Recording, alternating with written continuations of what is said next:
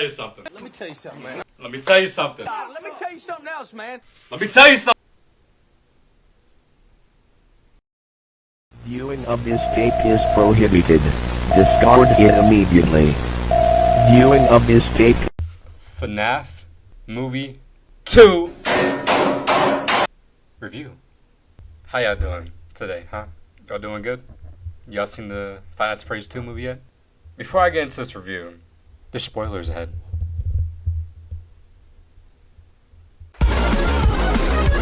This movie has definitely, in my opinion, keep that in mind, has definitely exceeded my expectations and has proven to be a worthy successor to the first movie. Five Nights at Freddy's 2 is definitely for the fans. I will not deny those allegations. What I will do is defend that movie with my life. You're not gonna give it a low score and expect the fan base, me included, not to tear your asshole a new one. If you want to talk shit about FNAF, we can have a real discussion. Anyways, cinematography was great. I don't think there was any flaws to it at all. You know, the cinematography. I don't think there was nothing wrong with it. I definitely think it's scarier than the last one. I'm not somebody that easily gets scared, but the scares were definitely scaring. There were definitely more scares, jump scares, and horror than the first one. I think the kills in this movie, way better than the first one. Let's not talk about listen, man. You want to argue with me about it, I'm not going to argue because I know what I'm saying is the truth. If y'all have seen the first one, y'all know the what is it, the Universal FNAF horror house or whatever, where the fucking guy is in the room and he's getting killed by Bonnie and he's just going, oh. When Mangle grabbed that motherfucker from the ceiling and pulled him up, I got a flashback. I shit you not. I didn't jump scare. I didn't get scared. But I shit you not, I got a flashback from my childhood. Whoever has seen that one animation where Mario and Luigi go into Five Nights, like the location, Five Nights at Freddy's, it was a animated scene where Luigi, and he gets attacked by Mangle. But it was so graphic, my childhood brain was just fucking overwritten. Fucking shoved her fucking claw into Luigi's eye and pulled him up. Mangle? No! Luigi! And let me tell you, his scream has never left my head. That's probably one of the few things that scarred me as a child, and I never forget about it. The script was good. I'm in between whether or not it's better than the first movie's script. Once again, it's a movie made for the fans, and I love it. If you ain't a part of it, stay out of it. You feel me? Stay out of it. Jesus Christ, 13% on Rotten Tomatoes? Go f*** yourself. The movie picks up with Michael, Abby, and Vanessa. Wow, this is how you know I love the movie, because I remembered all their names immediately. Mike's the only one trying to get back to his normal life. He's not having the dreams anymore from the first movie, which is good. In the first movie, he succeeded in fulfilling, I guess you could say, his destiny, really. He was trying to figure out his brother's killer and, like, what happened, and he did, which is good. Vanessa, on the other hand, not so much, because Vanessa has a couple of secrets. Abby, on the other hand, is stressing about her friends, specifically Chica. She is stressing the fuck out about Chica. I don't know why. I didn't see no close relations with them in the first movie, but let me tell you, whenever she got a chance to fucking piss her pants about Chica, she did. I just thought that shit was funny. I just had to bring it up. What happens next is we get introduced to a little film crew filming for some video. I was in the theater, and I was next to my editor, Pedro. And one of the film crew in that van that was driving to the location mentioned something about a Michael. And my friend Pedro was like, I was telling my friend Pedro that it was Michael Afton. And he was like, no, they're talking about Michael Schmidt. And I'm like, no, it's Michael Afton they're talking about, motherfucker. Why would he be working at another location? But yeah, so they get to the location, and they're filming all of it, and then they run into Michael. Play the clip. Michael! You know, I didn't read the books, but he looks like Michael from the books. Yeah, let me tell you, the actor that plays Michael, potential. I think Vanessa took the cake. I think Vanessa took the cake for acting. Abby's acting was alright. I'm not talking shit. I'm just saying. I think Vanessa's acting was just a little better than anybody else's. He brings them into the new location, and they all get murked. The kills are amazing, and we're introduced to the puppet. The puppet's backstory. Her name is Charlotte, and Charlotte has a problem with Vanessa because she knows everything that her and her father did. And her motives for the whole entire movie are kill every parent. Because in the beginning of the movie, she was trying to help a boy, which she did, but she ended up dying, and nobody helped her. She literally went to like a good couple of parents, and they were just all assholes. And throughout the entire movie, she manipulates Abby into coming to the location. And when Vanessa finds out, she goes to the location to confront her and kill her new host. Because, if you remember, she killed all the film crew that went in the beginning of the movie. And possessed. Let me tell you, that possession was immaculate. That's a weird way to put it. But the possession was crazy. And the design of all the animatronics, including the marionette, and her possession of, people is crazy. I like it, so I love it. It's fucking great. Definitely not one-to-one with the games, but it's definitely a great addition to the Puppets lore. Michael didn't really do much, which is fine. He did a good amount. He had a little moment in the movie where he was in the location, the second one, and he was trying to stop the animatronics from killing the towns because Abby helps the animatronics, or well, the puppet really, because the puppet controls all the animatronics via fucking Bluetooth or some shit like that. She escapes from the location and she goes on a killing spree. Well, it wasn't really a killing spree. She didn't kill not a single fucking person. Mike successfully turns off the animatronics. Vanessa, after facing all of her demons, she has like a moment in like a dreamscape where she's fighting her father, and she essentially beats him. Future Elixir here. I forgot a couple things to mention in this video. I was very filled with energy on how much I love this movie that I forgot a couple things. First off, Circus Baby was in the movie. Probably something you should know. Shadow Bonnie was in the movie too. Also, they did Baby's design beautiful, and Shadow Bonnie was an add-on. Also, I should probably tell you guys that there was a moment in the movie where they pick up a teddy bear in the beginning of the movie, and they press like the noise button, and it's the fucking, it's the fucking guy, the fucking har har har. Oh, maybe not. Yeah, she gets chased by fucking Mangle, and they all end up at Mike's house, which is where Abby is, because Abby was hanging out with Toy Chica the whole time, but she didn't know, Toy Chica wasn't really, the OG Chica. It turns out the marionette was actually hiding inside of Chica the entire time. And let me tell you, that was probably the best scene. Not the best scene, because we have a scene. We have a scene in this movie that's undeniably the best scene in the entire franchise so far. But yeah, the marionette was outside of Toy Chica, and she jumps out and jump scare. The jump scare was pretty good. And she possesses Abby. And let me tell you, Abby's design when she gets possessed was fucking fire. It was the design for the one blonde girl in the beginning of the movie where she gets possessed by the marionette was also dope. I might have to change my mind because Abby's acting as the puppet was pretty fucking good. I should probably mention too that Mike, somewhere in the middle of the movie, meets with Henry Emily, which is crazy because the actor who plays him and Matthew Lillard, his name is Skeet Ulrich. They were both in Scream. And if you guys have seen Scream, you would know, spoilers ahead if you haven't seen it, they're both the murderers. Great fucking full circle moment. Yeah, so he gives Mike a box, he gives him some lore about, all the shit that happened. Mike gets back to his house, he plays the music box to put Charlotte to sleep, and they end up getting confronted by all the animatronics after saving Abby, and surprise, surprise, Michael shows up. The other Michael. And he tells the other Michael Schmidt, that Vanessa has been lying to him about a lot of things, and Mike doesn't take that kindly. But prayers were answered, and they were saved by the OG animatronics from the first movie. They're alive, and their introduction was beautiful. It started off with Foxy's fucking diddly dum dum.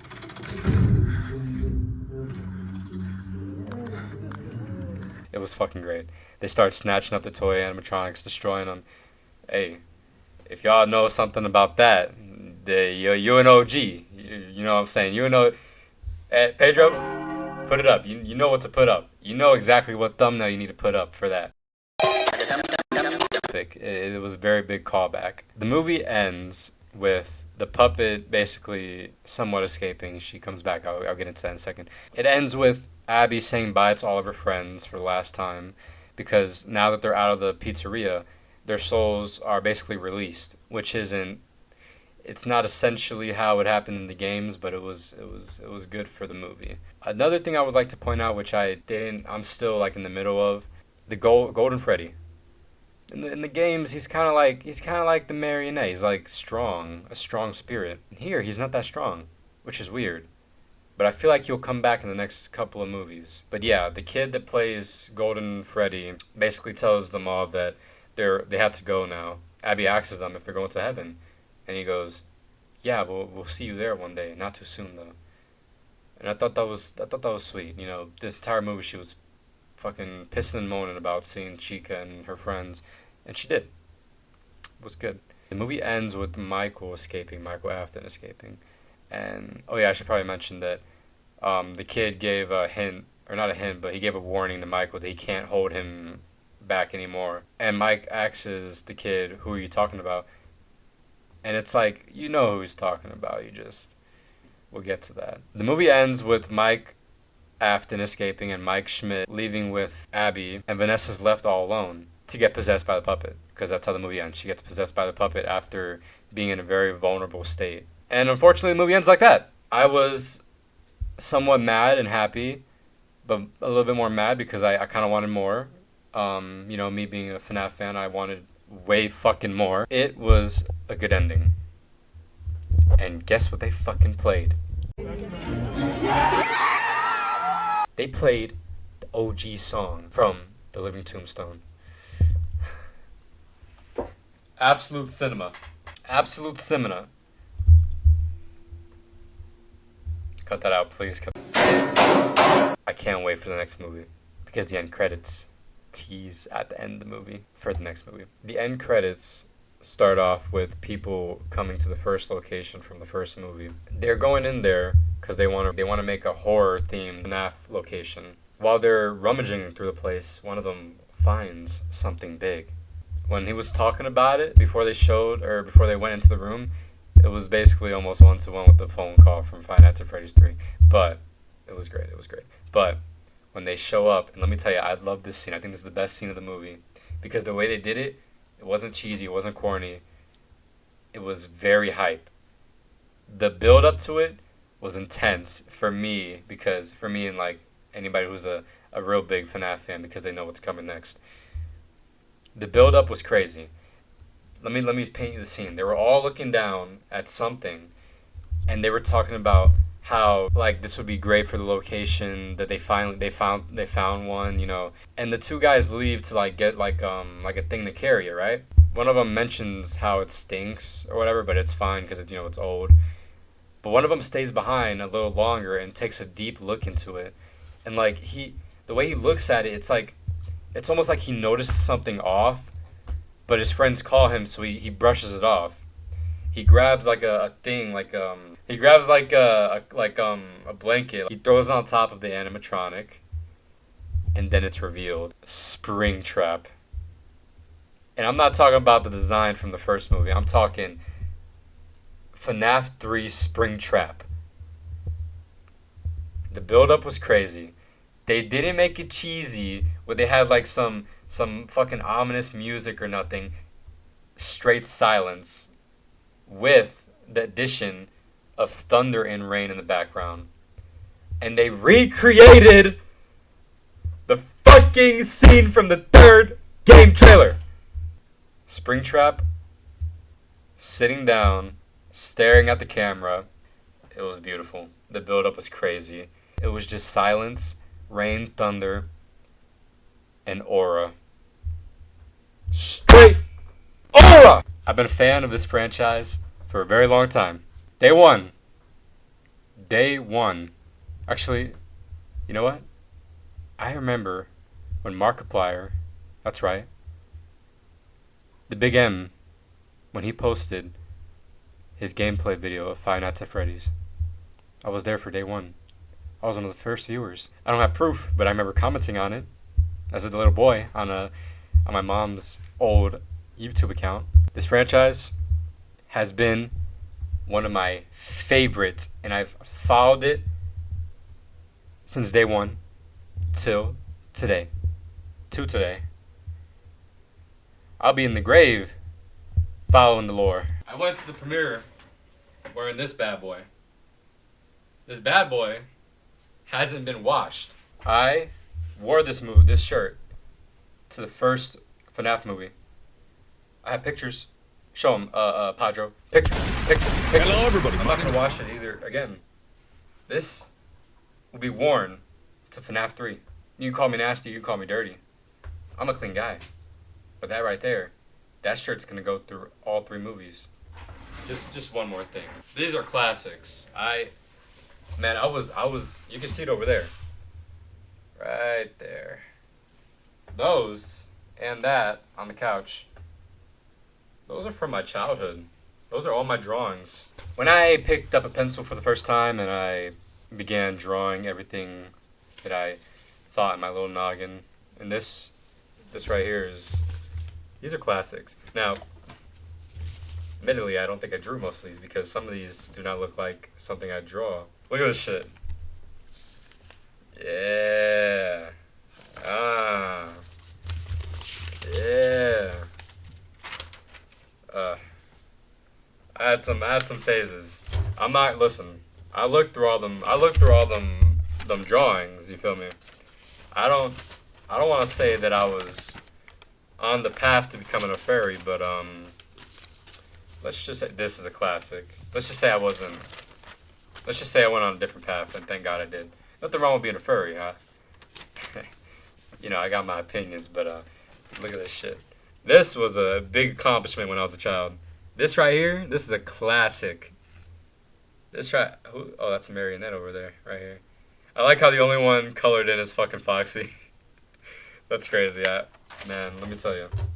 These right here, I don't know where the fuck they came from. I had a lot of artist friends back in elementary, so like, they've had to have drawn these. I don't remember drawing not a single one of these bad boys. These are not mine, but I guess I kept them. This one right here is pretty good, but yeah, I don't remember doing these at all. I'm gonna show you just those. I'll show you the rest. You get the idea. I've been a very dedicated fan since day one. I love this movie. I want to see it again. Not too soon though. I like to wait a couple years before I watch a movie again to really build up that anticipation. You know what? I'll watch these two, the first one and the second one, like a week before FNAF 3. And I'll do a movie review in like a couple years for FNAF 1 since I never did it. But yes. The music was great. The script was great. The characters were great. Everything about this movie was great. My issues, little to none. I mean, story was the story was alright. I said it already, but it was there's little things here and there. The acting was fine. It wasn't nothing award-winning, but it was good. My experience with watching the movie was interesting. Whole lot of FNAF fans, for sure. There was this lady next to me who I was talking to. I was going to try getting her Instagram, but I decided not to. Reasons for that, unknown. But, yeah. And I got this, where'd he go? He's over there. You saw him earlier in the beginning of the video. I had a Freddy, toy Freddy head. Let's not forget the GOAT Corey came back, of course. And Matthew Patrick, the GOAT game theorist, played Bonnie. And Megan Fox played Toy Chica. Surprisingly a good voice acting role from Megan Fox. Let's not talk about her voice acting in fucking Mortal Kombat, because that shit was terrible. I might have to mention, too, before I end the video, that Rotten Tomatoes, on the tomato meter, give it a 13%. Horrendous scoring. Popcorn meter is 88%. Let's not forget, people, Rotten Tomatoes gave a certain disgusting movie an 88% on the tomato meter. They gave it 88% on tomato meter for Cuties. Let's do a little dive here. They gave 80% on the tomato meter for She-Hulk, Attorney at Law. Just to let you guys know what the tomato meter is on about. Whoever's reviewing these movies are terrible. Let's not forget IGN too. Same people who gave She-Hulk like a 9 or a 10. They gave FNAF 2 a 3. I'm going to tell you right now, if you want to see a review for movies, look for some actual fucking movie likers, movie watchers, movie enjoyers. Watch videos like this, not specifically my channel because, there's way better options. Watch real people reviews. And you don't even need to do that. Do what I do. See it for yourself. Invest yourself in the property. I love this movie. I really do. Time for the big reveal. The score. I'm going to give this movie 87%. 87? I don't give a shit if you say it's trash, the acting's bad, whatever. I stand by it. Thank you for watching another review video by me, Elixir. Yeah. Bye.